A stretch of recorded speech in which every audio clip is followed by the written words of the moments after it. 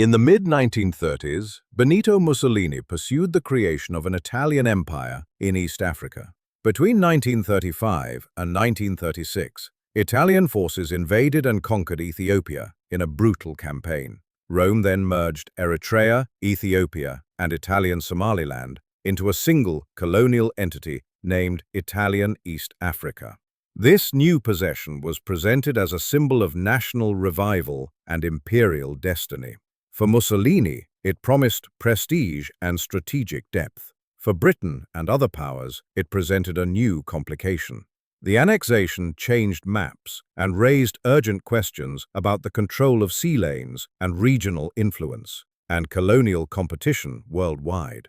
By 1940, Italian East Africa encircled the Sudanese frontier and controlled vital stretches of the Red Sea littoral. Ports such as Massawa and Assab on the Red Sea and Mogadishu on the Indian Ocean provided naval and air bases. The coastal plain gave way to highland plateaus where roads were scarce and topography favored defense.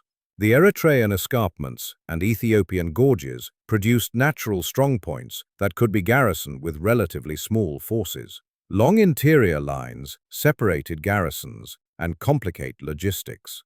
Scattered airfields allowed limited aerial reconnaissance, but gave no assurance of sea control. That geographic patchwork both constrained and empowered them.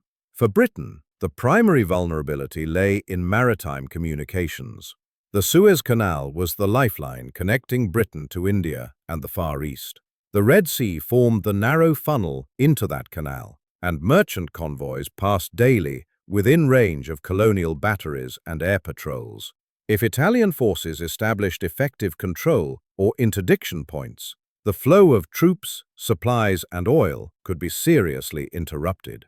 At the opening of hostilities, General Sir Archibald Wavell commanded a wide theatre with limited resources. He could muster only a fraction of the troops necessary to cover every threat simultaneously. He chose priorities. The Italian force in East Africa combined metropolitan regiments, black shirt militia, colonial askari units, and administrative detachments. Many of the locally recruited troops had served under Italian officers for years and provided essential manpower for garrison duty, road building, and coastal defense. Command fell to Prince Amadeo, Duke of Aosta, who balanced military responsibility with ceremonial dignity. His local staff organized fortifications, stockpiled supplies, and tried to secure lines between ports and highland positions. Contemporary assessments placed Italian manpower in the region at roughly 300,000 men, with additions arriving as recruitment and conscription increased during 1940 and beyond. The landscape of Eritrea and Ethiopia itself conferred defensive advantages that complicated any invader's plan. Steep escarpments and jagged ridgelines overlooked narrow valleys where movement was funneled into choke points. Well-placed artillery and machine guns could dominate approaches, and small, mobile forces could hold passes against much larger columns. The scarcity of all-weather roads and the poor quality of existing tracks increased the importance of local supply caches and mule trains. Disease heat and transport difficulties further reduced the effective fighting strength of expeditionary units. Logistics rather than battlefield tactics often dictated the tempo of operations in this theatre. The broader political context made the Horn far more consequential than its size suggested. The collapse of France in June 1940 removed a major continental ally and increased the value of overseas territories that could still serve Allied operations. Britain needed to reassure dominions, colonies, and neutral powers that it could protect sea routes and supply lines.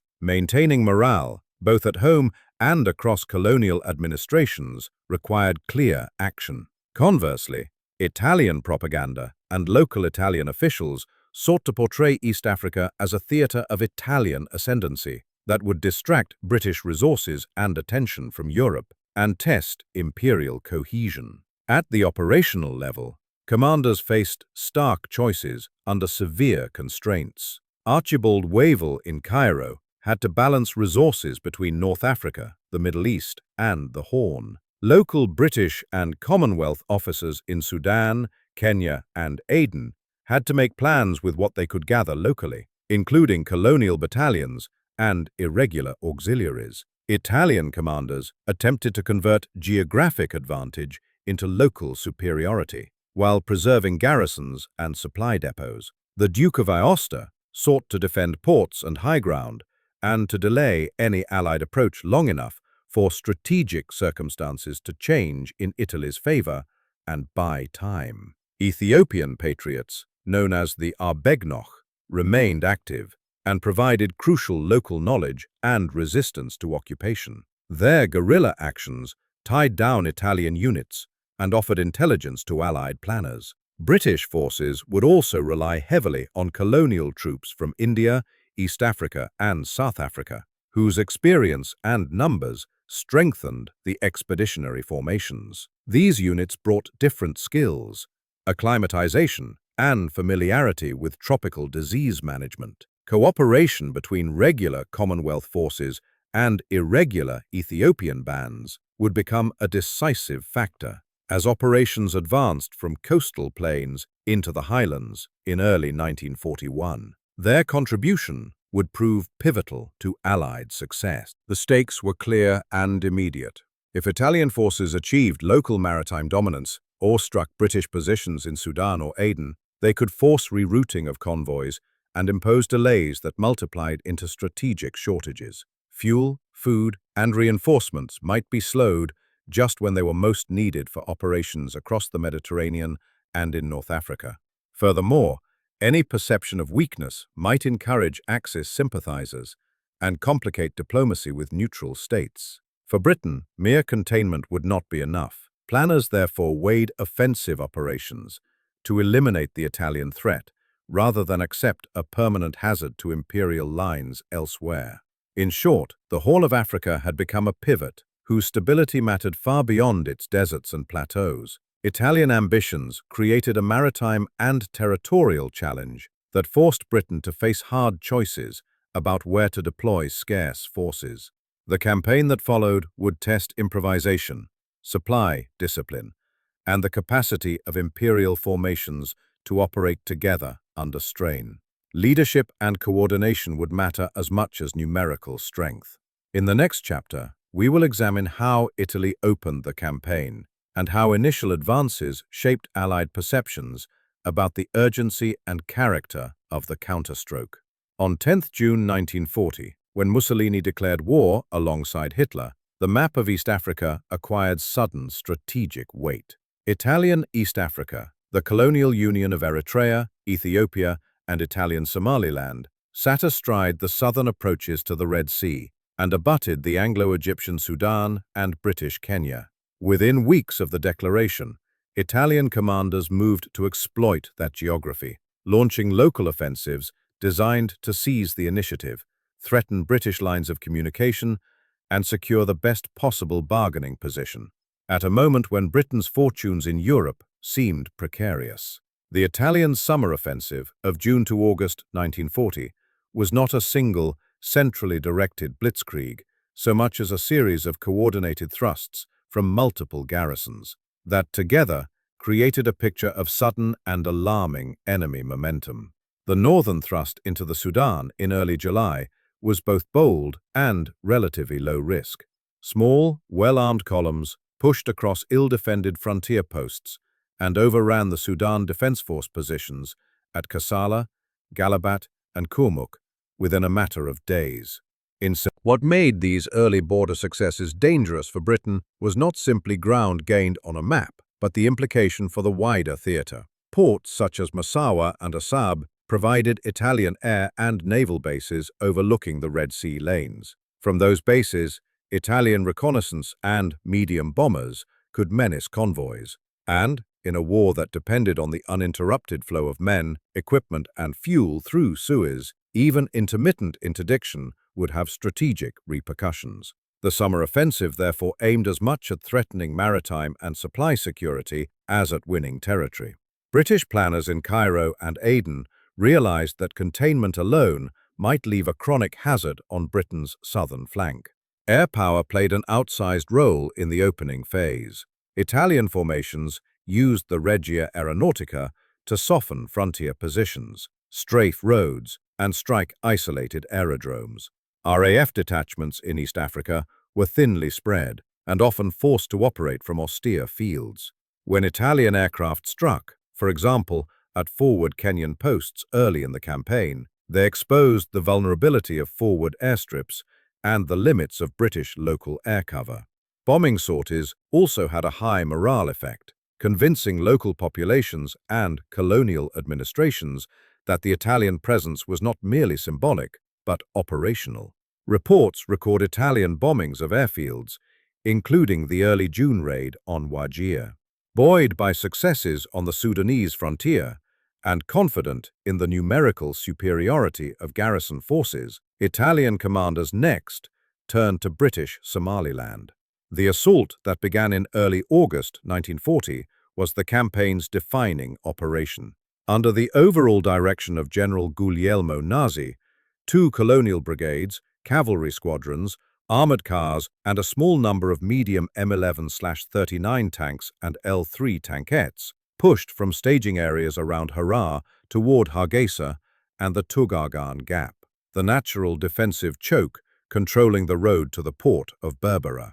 Nazi's men were predominantly locally recruited colonial troops, supported by Italian regulars and the necessary armor and artillery to sustain a rapid advance. The defenders at Tugargan, by contrast, were a composite force. A few regular battalions of the King's African Rifles, detachments of the Somaliland Camel Corps, a handful faced with that threat, and with Churchill and Wavell weighing wider priorities across the Mediterranean and North Africa, the British commander on the ground, Major General Godwin Austen, made the difficult decision to withdraw to avoid the annihilation or capture of his force. The evacuation to Aden, executed by the Royal Navy over several days, rescued the bulk of the garrison. Contemporary figures estimate that some 5,300 to 5,700 troops were successfully taken off to safety. The withdrawal allowed British troops to fight another day, but it ceded control of British Somaliland and the port of Berbera to the Italians, and inflicted an acute blow to imperial prestige in the region.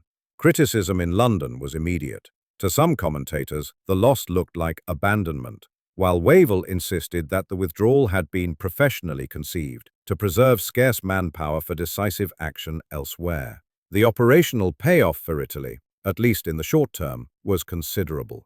By late August 1940, Italian East Africa had its greatest territorial reach. Italian forces controlled swathes of the Sudan frontier, had occupied British Somaliland, and held a string of forward airfields to harass convoys and project power toward the Gulf of Aden. Yet the gains also came at a cost.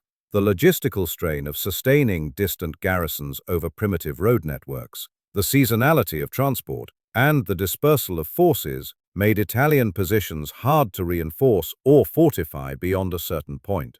Moreover, the success of the summer offensive slowed, as Italian commanders assumed a defensive posture, partly on orders from the Duke of Aosta, and partly because the capacity for offensive sustainment was limited by resources and the long lines of communication back to Italy. In operational terms, the June through August offensive therefore produced a mixed result. Tactically and psychologically, it was a triumph. The British had been surprised and displaced. Strategically, it created a salient that was at once threatening and fragile. The Italians had forced Britain to divert attention and had established a forward posture that could, if consolidated, impose costs on Allied maritime traffic. At the same time, the gains sharpened Allied resolve to plan a counterstroke. Wavell's subsequent strategy would turn on exploiting air superiority, concentrating mobile Commonwealth formations, and attacking. The summer of 1940 in East Africa is therefore a study in how local operations can have outsized strategic effects. A series of well-timed, regionally concentrated blows allowed the Italians to seize the initiative, but those same moves produced logistical and defensive dilemmas that a determined and resourceful opponent could, and eventually would, exploit. What appeared in August to be a new Italian imperial ascendancy would, before the year was out, be challenged by a Commonwealth response that drew on all the resources the empire could muster. The next chapter will trace how Allied commanders reorganized their forces and prepared the counterattack that would begin in earnest in early 1941. When the Italian summer drive of 1940 pushed British forces back and seized ground across the Sudanese frontier and in British Somaliland, the strategic picture hardened in Cairo and London. General Sir Archibald Wavell stared at a theatre in which a hostile colonial power commanded the approaches to the Red Sea, and where a relatively modest British military presence risked being outflanked and outgunned. The choice was stark: accept a dangerous and enduring Italian salient that could harass convoys and force the diversion of shipping, or concentrate scarce means and strike back. Wavell chose the latter. He proposed a bold economy-of-force response, a coordinated, two-pronged offensive that would pin the Italians from north and south and seal the key ports that threatened Suez. The northern axis would flow south from the Anglo-Egyptian Sudan into Eritrea, under Lieutenant General Sir William Platt. Platt's command was built around disciplined, experienced infantry. The 4th and 5th Indian Infantry Divisions, seasoned formations, capable of operating in harsh climates and broken country. Their arrival in the theatre in late 1940 and early 1941 transformed the scale and competence of the northern force, giving Wavell a formation that could push into the Eritrean highlands and tackle the formidable Italian defensive belts. Platt's men were not London conscripts. They were troops hardened by service, accustomed to long marches and the peculiar logistics of empire, attributes that mattered as much as raw numbers. From the south came Lieutenant General Sir Alan Cunningham's column, advancing from Kenya. Cunningham marshaled a truly imperial assortment: British regulars, battalions of the King's African Rifles, South African regiments, and units drawn from Nigeria and other West African territories. This was not a homogenized army, but a coalition of distinct units whose strengths complemented one another: local reconnaissance and acclimatization from African troops, the professional backbone of British battalions, and the logistical and administrative experience of Indian units when they joined the operation. Cunningham's objective was not merely to win ground, but to drive north through Italian Somaliland, sever overland links, and link up with Platt's northern column, thereby strangling the Italian position in the center. A third, amphibious element would complicate Italian calculations. From Aden and other Red Sea bases, the Royal Navy and smaller embarked forces were tasked with seaborne landings designed to seize coastal towns, deny ports to the Italians, and provide lateral mobility that could outflank static garrisons. The use of naval mobility allowed the Allies to convert naval superiority into operational maneuver, delivering troops to threatened sectors faster than the Italians could redeploy by road. The amphibious concept also allowed Wavell to threaten Italian lines of supply and communication from the sea, an indispensable tool in a theatre with poor roads and long interior lines. The genius of Wavell's plan lay not in brute force, but in the economy of means. Britain could not match the Italians man for man across East Africa, and attempting to do so would have bled strength from the crucial fight in North Africa. Instead, Wavell identified leverage points: air superiority in a confined naval corridor, the Royal Navy's ability to move men and material along the coast, and the superior cohesion and training of key Commonwealth formations. Signals intelligence and local knowledge also tilted the scales. By concentrating these assets against critical nodes, mountain passes, port approaches, and junction towns, the Allies could make the Italians' numerical advantage a liability. Dispersed garrisons could be isolated and reduced in detail. Logistics and seasonality shaped every decision. The desert and highland climates imposed harsh restrictions on vehicle maintenance, water consumption, and medical services. Wavell's staff fretted over shipping space, the availability of petrol, and the throughput at Aden and other ports. Moving an infantry division, its artillery and support over thousands of miles of sea and primitive roads required planning of near-surgical precision. The Indian Division's reputation for mountain warfare and adaptability mattered precisely because the operational success of the northern thrust depended less on the mass of men than on the ability to keep those troops fed, watered, and mobile in forbidding terrain. Absent those supplies, even the best-trained divisions would have deteriorated rapidly. Planning at the tactical level emphasized flexibility and initiative.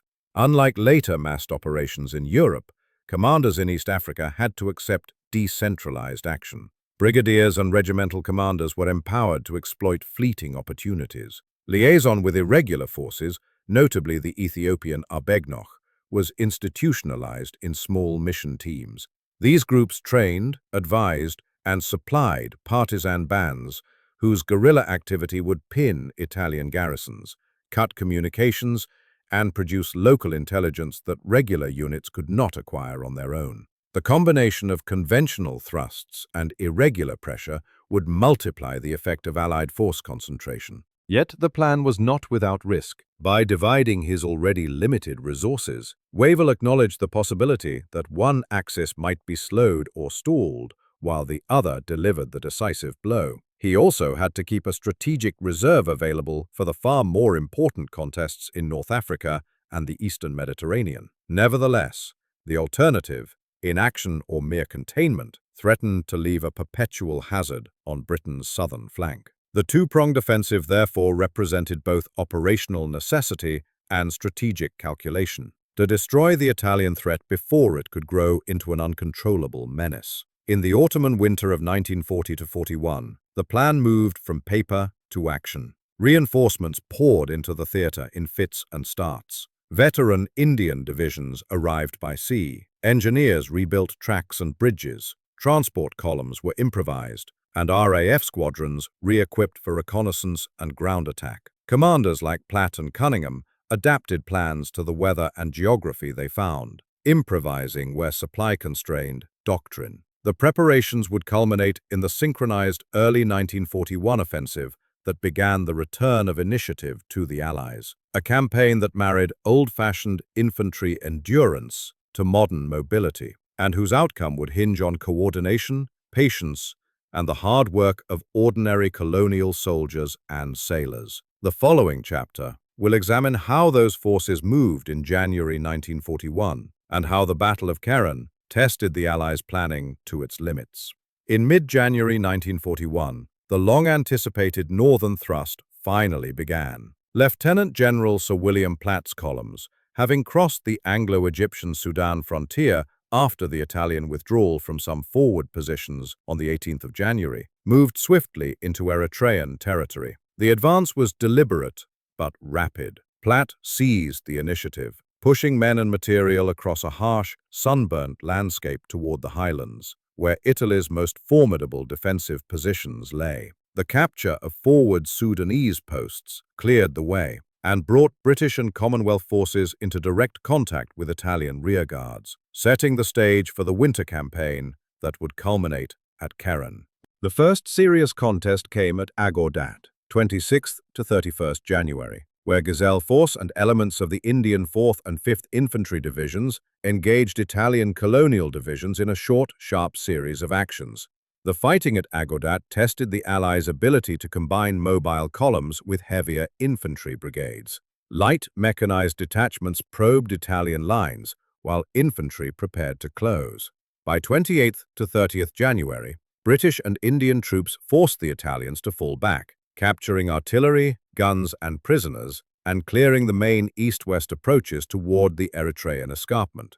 Agordat's swift outcome opened a vital operational corridor and allowed Platt to mass for the harder task ahead, reducing the mountain fortress of Keren. Keren itself was not merely a village or a road junction. It was the gate to the Eritrean highlands. The town sat amid a labyrinth of peaks: Mount Sanchil, Briggs Peak, Hog's Back, and the three summits of Mount Samana, which dominated the road south to Asmara and the principal port at Massawa. Whoever held these heights could control the only practicable route by which a large force might move into central Eritrea. For the Italians, these natural fortifications were ideal for defense. They could be wired with mines, sighted with artillery, and manned by veteran Alpini, Bersaglieri, and Grenadier units, who knew how to fight in broken country. For the attackers, the challenge would be to dislodge them, under fire, across steep gullies, and through narrow ravines. The battle proper opened on the 3rd of February 1941 and ran until the 27th of March.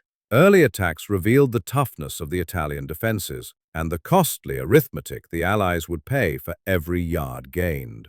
Initial probing assaults were met with determined counterattacks.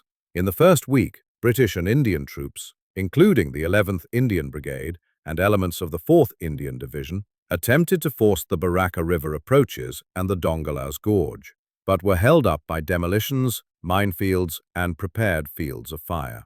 Gazelle Force, an ad hoc mobile formation, pushed forward to seek a turning movement, but the terrain and stout Italian resistance made quick maneuver difficult.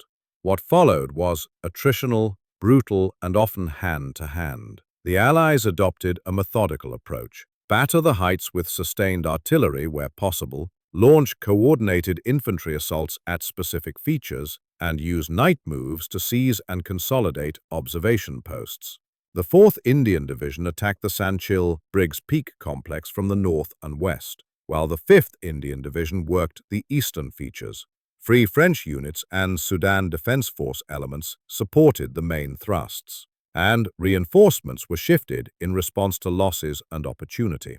On many days, the battle degenerated into desperate fighting over tiny knolls and ridgelines, with platoons and companies suffering heavy casualties for ground the size of a village green. Weather and logistics compounded the violence. February brought rain that turned tracks into quagmires, bogged vehicles, and complicated supply of ammunition and water. Medical evacuation was a nightmare. Stretcher bearers and mule trains labored over gullies while casualties accumulated at regimental aid posts. Artillery munition was dear. Every shell barrage had to be husbanded, and mechanical breakdowns became routine on the arduous tracks. Yet the troops persisted. Leadership at battalion and brigade level, often improvising when higher direction was impossibly slow, displayed the initiative that the campaign demanded, mounting local attacks and then holding desperate defensive positions against counter-thrusts. By mid-March, Platt had concentrated forces for a decisive effort. The plan called for simultaneous pressure along the southern and western ridges,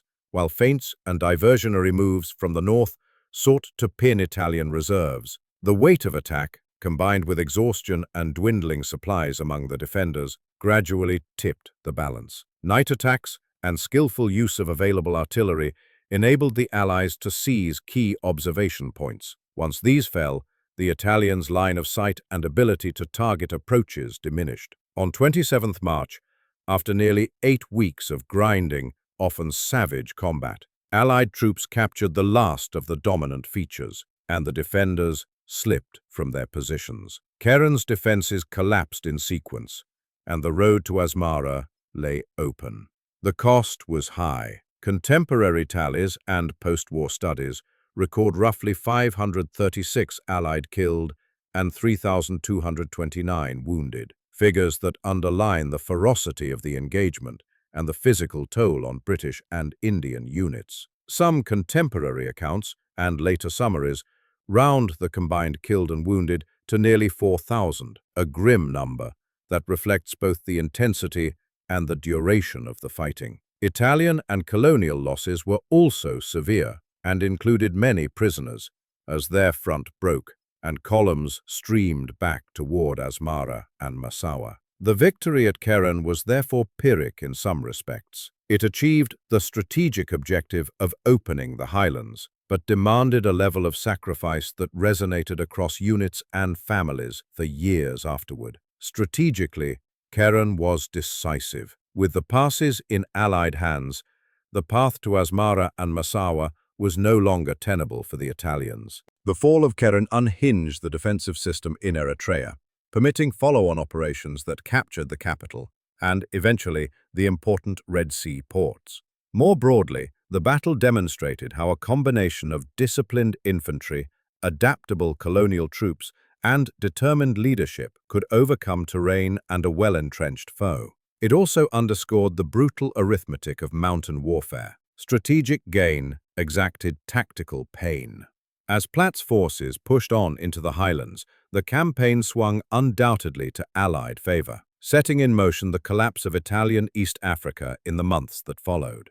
In the next chapter, we will trace the southern advance from Kenya and the amphibious operations that completed the encirclement of Italian forces, the final moves that would drive Mussolini's East African project to its ruin. While the hard fighting in Eritrea unfolded to the north, the southern axis moved with a different tempo, faster, more fluid, and striking at the Italian grip along the Somali littoral. Lieutenant General Sir Alan Cunningham's force, operating from Kenya and supported by naval mobility from Aden, began a sweeping advance that combined overland columns, local colonial battalions, and an amphibious thrust that would restore British control of the Gulf of Aden approaches and open the road to Ethiopia itself. The Southern Campaign was a study in operational momentum, where Platt's push would grind through mountain defenses.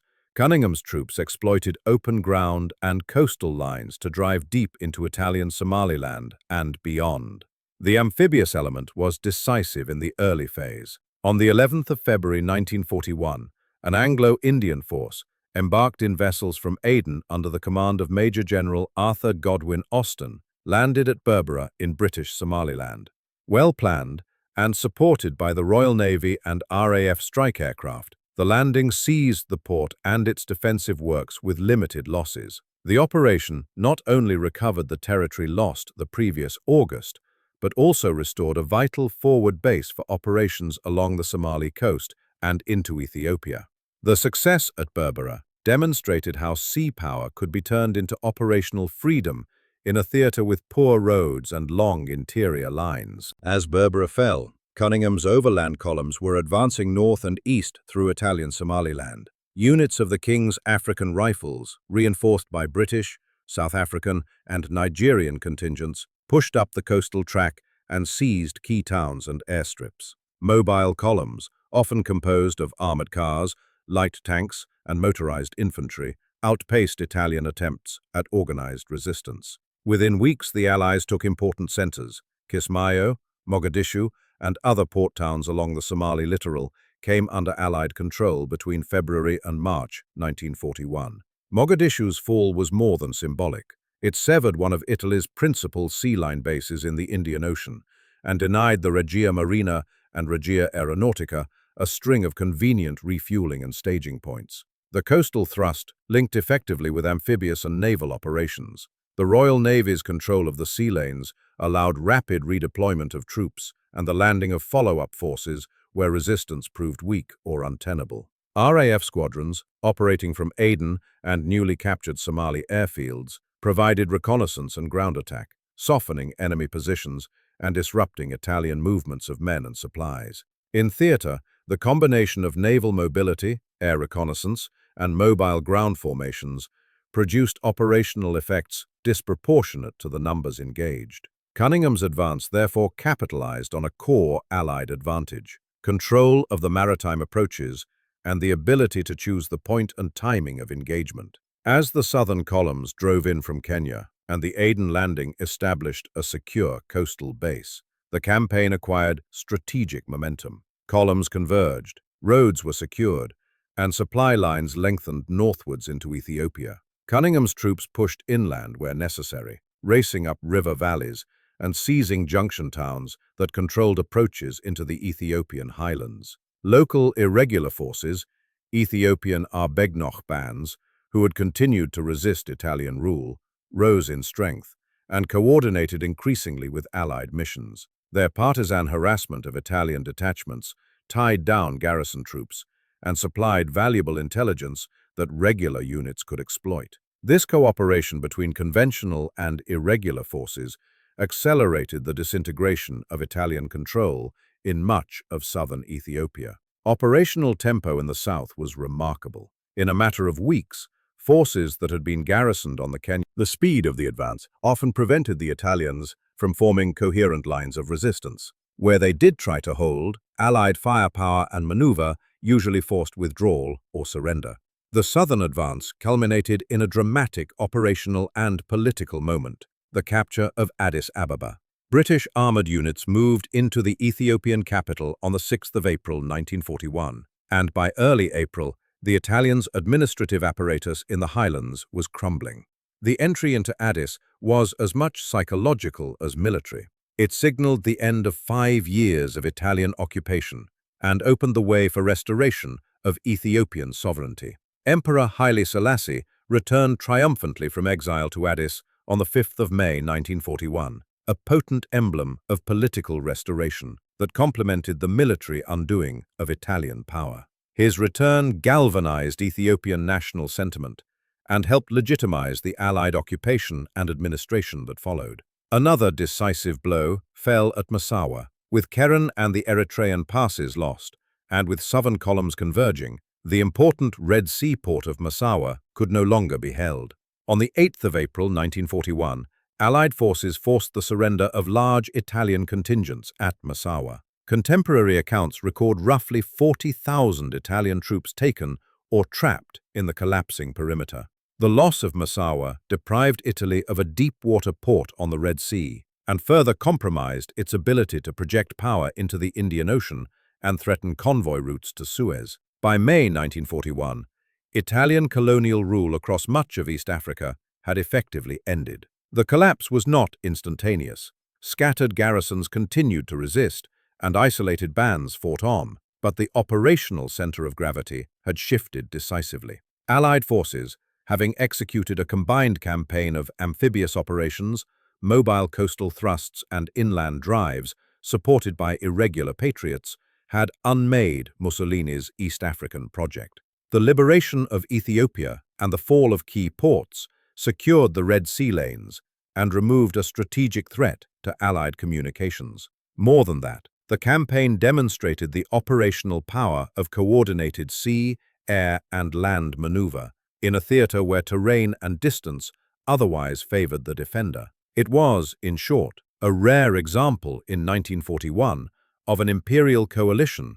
When Addis Ababa fell in April 1941, the strategic center of gravity in East Africa shifted decisively. What remained of Italy's once extensive colonial forces retreated into the highlands of Eritrea and northern Ethiopia, seeking natural strongholds where a determined defense might delay the inevitable and preserve honor. Their chosen bastions were as much geology as strategy, precipitous mesas and tangled passes that could be held by a few well-armed units against a much larger foe. The two final symbolic stands, Amba Alagi in May and Gondar in November, would close the campaign and mark the end of organized Italian resistance in the region. Amba Alagi was the most famous of these last bastions. Prince Amadeo, the Duke of Aosta, and nominal viceroy of Italian East Africa, concentrated the remnants of several units atop this jagged escarpment, forming a defensive knot meant to cover withdrawal routes and to deny the Allies a quick victory in the north.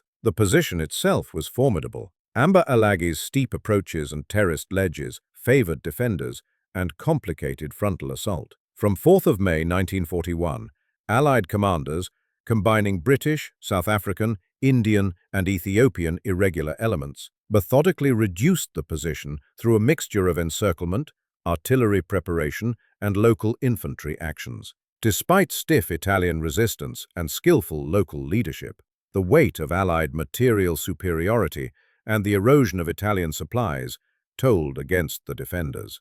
The siege of Amba Alagi was not a single dramatic storming, but a series of deliberate moves designed to restrict Italian maneuver, cut lines of supply, and deny relief. Allied artillery and RAF sorties inflicted attrition on the defenders and destroyed forward ammunition dumps. Engineers and advance columns seized the lower approaches, tightening the noose. Crucially, the British offered terms once Aosta's position became militarily untenable. After negotiations began around the 16th of May, Amadeo accepted surrender terms and formally capitulated on the 19th of May 1941, handing over roughly 5,000 survivors of an army that had been much larger at the campaign's outset.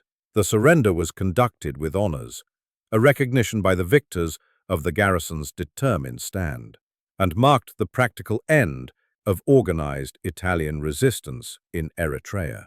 What followed was, in its own right, a human and administrative episode. The Duke of Aosta and other officers were granted the customary courtesies of surrender, but they became prisoners of war. Amadeo was interned in Kenya, where he took up responsibilities among fellow officers until illness overtook him. He died in captivity in March 1942. The fall of Amba Alagi delivered both a material and a psychological blow to Italian interests. It removed a major defensive node, opened routes to Asmara and Massawa, and signaled to Italian troops elsewhere that the strategic picture had collapsed. But isolated resistance continued. Italian detachments, supported by colonial askari and motivated by local loyalties and propaganda, clung to mountain passes and fortified towns. Allied strategy therefore shifted from annihilation of single forts to systematic reduction of pockets, sieges, blockades, and carefully coordinated assaults that minimized Allied casualties while denying Italian forces the ability to regroup. Two of the most protracted and important of these reductions were the Walchefit-Kulkaber sector and the final defense of Gondar, where the Italians under General Guglielmo Nazi held out until November. These engagements tested the patience and resources of Allied commanders, but also demonstrated the cumulative effect of attrition, desertion among colonial troops, and the collapse of centralized Italian supply. Gondar was the last significant Italian headquarters in Ethiopia. Its defenses were built around the natural high ground that surrounded the town. The Italians garrisoned the passes and prepared layered defensive belts. From 13th of November, the Allies, elements of the British 12th African Division, supported by Ethiopian patriots, armored car regiments, and South Africa. The human toll of these final phases was uneven but telling. Gondar's fall produced tens of thousands of prisoners. Contemporary tallies for the wider campaign record some 22,000 taken at Gondar alone, and many more captured at earlier actions, such as Massawa. Across the theater, Allied forces secured large numbers of Italian and colonial troops as prisoners, a process that required logistics of its own: prison camps, guards, medical care, and repatriation plans. For the Allies, the capture of men and materiel represented both a strategic success and a burden of occupation that had to be managed, even as attention returned to more pressing fronts in North Africa and the Mediterranean. Strategically, the endgame in East Africa achieved several important effects. The loss of Amba Alaji and Gondar removed the principal Italian bastions and opened the Red Sea ports to Allied control. Massawa and Assab were no longer viable for the Regia Marina and Regia Aeronautica as forward bases. The collapse of Italian East Africa freed Allied shipping lanes, simplified the defense of Suez, and reduced the strategic burden on Middle East commanders.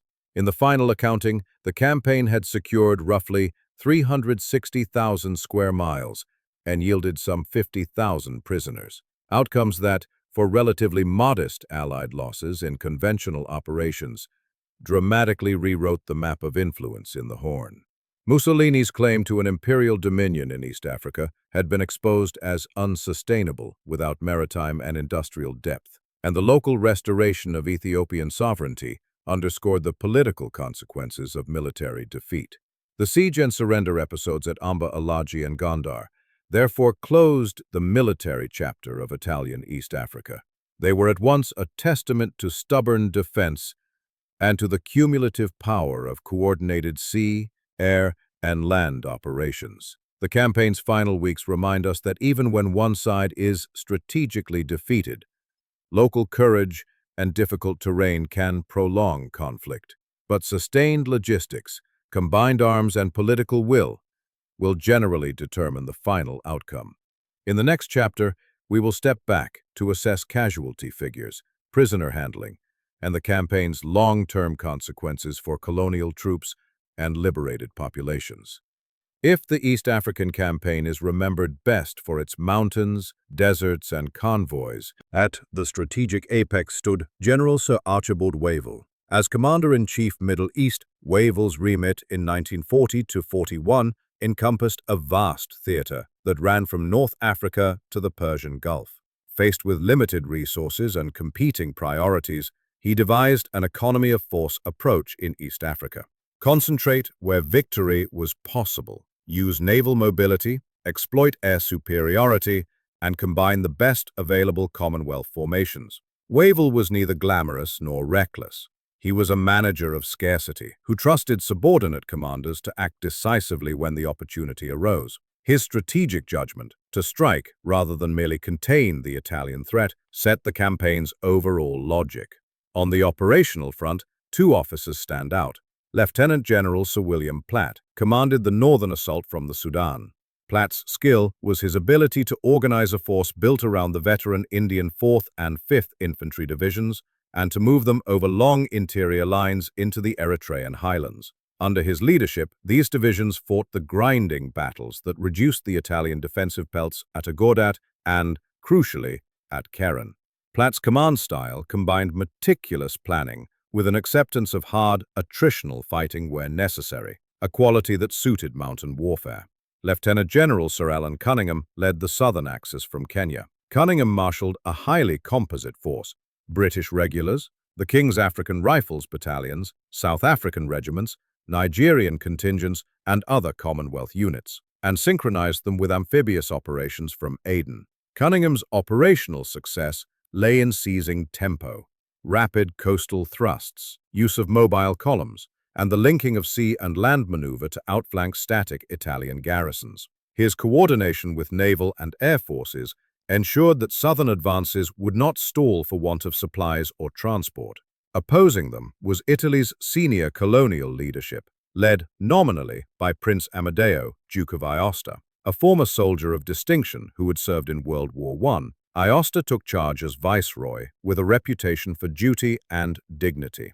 He faced a difficult task: command a widely dispersed set of garrisons, preserve lines of communication across primitive roads, and maintain morale among colonial troops while the strategic situation in Italy worsened. At Amba Alagi, Aosta, underlying the visible actions of these senior officers were thousands of soldiers from across the empire and the region. Indian divisions provided the professional infantry backbone in the north. Their brigades specialized in mountain and desert warfare and brought important engineering and logistical skills. The King's African Rifles, raised across Kenya, Uganda, and Nyasaland, supplied locally acclimatized infantry battalions whose scouting, bushcraft, and knowledge of roads and water sources proved vital in the south.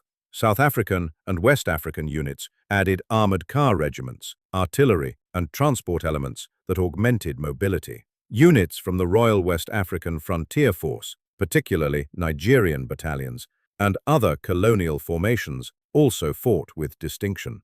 The campaign, therefore, displayed the extent to which Britain's imperial war effort relied on men recruited far from Europe. Ethiopian resistance, the Arbegnach, provided the indispensable local dimension.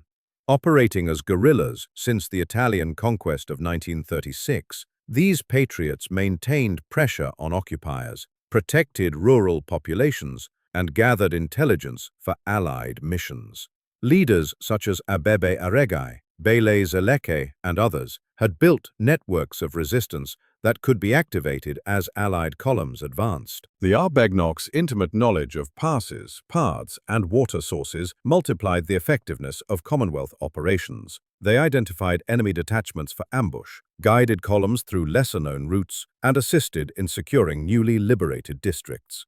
Their political role was no less important. By the time Haile Selassie returned in May 1941, the collaboration between imperial forces and local patriots had already undercut Italian administrative control. Other non-British units played supporting but significant roles. The Force Publique of the Belgian Congo supplied infantry and logistic elements on the western flank. Free French detachments also operated in regional theaters and helped secure approaches and supply lines where necessary. Their participation, while numerically smaller than British and Indian contributions, underscored the multinational character of the Allied effort in Africa. A final, often overlooked factor was the role of non-combatant military services: engineers, medical units, transport companies, and signals detachments. Engineers repaired bridges, built water points, and kept lines of supply moving despite seasonal rains.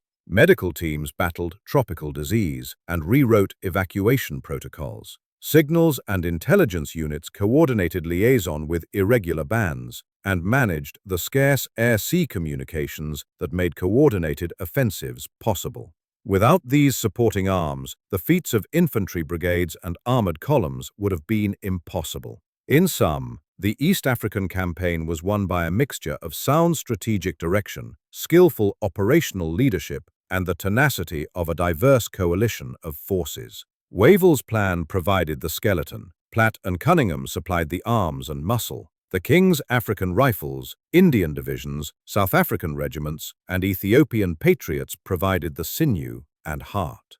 The campaign's character, imperial resources mobilized in concert with local resistance, offers a clear lesson. Victory in difficult terrain depends as much on collaboration, adaptability, and logistics as it does on numbers or equipment. The next chapter will examine the campaign's aftermath, prisoner handling, casualty figures, and the longer-term consequences for colonial soldiers and liberated populations. When the last organized Italian pockets fell in late 1941, the immediate tactical picture across the Horn of Africa was clear. British and Commonwealth arms had shattered It removed a direct threat to the Red Sea and Suez, rewrote the colonial map in the Horn, and produced important political ripple effects across Africa and the Middle East. Territorially, the result was decisive. The composite Italian colony that had been proclaimed as Italian East Africa, the administrative union of Eritrea, Ethiopia, and Italian Somaliland, ceased to function. Allied arms occupied the highlands and ports. Eritrea and Somaliland fell under British military administration, while liberated Ethiopia was placed under Allied supervision pending the restoration of sovereign rule. The practical effect was to deny the Regia Marina and Regia Aeronautica the basing and refueling network they had relied upon to menace convoys headed for Suez and the Indian Ocean. With Massawa and Assab in Allied hands, the maritime approaches to the Red Sea were secured. That strategic relief for naval and merchant traffic was immediate and tangible. The military accounting is striking, even if numbers vary by source. Commonwealth forces cleared and secured roughly 360,000 square miles of territory and took tens of thousands of prisoners. Contemporary tallies and later studies usually cite around 50,000 Italian and colonial personnel captured across the campaign. Allied conventional casualties were modest by the standards of other 1941 campaigns, measured in the low thousands for killed and wounded across the whole theater, rather than tens of thousands, though individual battles such as Keren exacted a severe toll on the units engaged. The campaign therefore combined strategic gain with comparatively limited Allied casualties, a favorable ratio that amplified its value to Middle East commanders. Beyond the immediate prisoner and casualty figures, the campaign had operational payoffs that worked through the rest of 1941 and into 1942. By occupying the Horn, the Allies removed a potential springboard for Axis operations into the Indian Ocean and safeguarded sea communications to India, Australia, and the Far East. The campaign also tied down Italian colonial troops and limited their availability for other theaters. These forces might otherwise have been redeployed to North Africa or to bolster Italian defenses in the Mediterranean. Moreover, the experience gained by colonial formations, from the King's African Rifles to Indian Mountain Brigades and West African units, proved valuable when many of those soldiers later fought in other campaigns. Politically, the most visible consequence was the restoration of Emperor Haile Selassie and Ethiopian sovereignty. His return to Addis Ababa in May 1941 symbolized the collapse of Italian colonial pretensions in the region and provided a potent rallying point for Ethiopian national sentiment. That restoration was not an unambiguous triumph. Allied military government and subsequent political arrangements produced frictions, and the legacy of Italian occupation, infrastructure, settler enclaves, and wartime abuses required long effort to unravel. Still, the return of indigenous rule under Selassie altered the political geometry of East Africa. Italian imperial claims were delegitimized, and local nationalist movements found renewed momentum. The campaign also had human consequences that deserve reflection. Thousands of colonial soldiers, Africans, Indians, and others, served far from home and bore casualty, disease, and hardship. Their wartime service complicated pre-war hierarchies and, in some places, contributed to post-war political change, as veterans returned with new expectations and experiences. Prisoner handling presented administrative problems. Tens of thousands of Italian and colonial prisoners required camps, guards, food, and medical care, stretching Allied logistics, even as those same logistics had enabled battlefield success. Repatriation and the disposal of Italian military materiel also became issues for post-campaign policymakers, entwining military success with long-term diplomatic and reconstruction tasks. Strategically, the campaign demonstrated the effectiveness of coordinated sea, air, and land operations in a theater where terrain and distance otherwise favored the defender. The Royal Navy and RAF converted maritime superiority into operational mobility. Commonwealth ground units imposed the endurance and discipline necessary to reduce fortified positions, and irregular Ethiopian patriots multiplied Allied reach. The campaign thus offers a model of how limited resources, when applied in concentrated fashion and coordinated across services, can achieve decisive results. Its lessons about logistics, combined arms, and coalition warfare were observed closely by contemporaries and remain relevant to military historians. There were also longer-term geopolitical echoes. The removal of Italian authority in the Horn altered post-war negotiations about colonies and sovereignty. While Britain temporarily administered some territories, the question of Eritrea's status in the past. Finally, though the campaign is sometimes called forgotten, its veterans and local communities remember it vividly. For British and Commonwealth soldiers, it represented a successful use of imperial resources. For Ethiopian patriots, it was the decisive moment of national liberation. For Italian veterans, it was a bitter but dignified episode of retreat and resistance. For historians, the campaign rewards close study because it illustrates how local conditions, coalition politics, and logistics can shape outcomes that matter far beyond the battlefield. In closure, the East African campaign secured Britain's eastern flank, unmade Mussolini's imperial ambitions in East Africa, and left a legacy of military adaptation and political change. Its material prizes, ports, prisoners, and territory, mattered greatly, but the deeper significance lay in how Allied coordination, local resistance, and imperial manpower combined to convert strategic necessity into decisive victory. The campaign's final verdict is that a theater deemed peripheral by some contemporaries nevertheless produced consequences central to controlling the sea routes and political map of 1941 and beyond.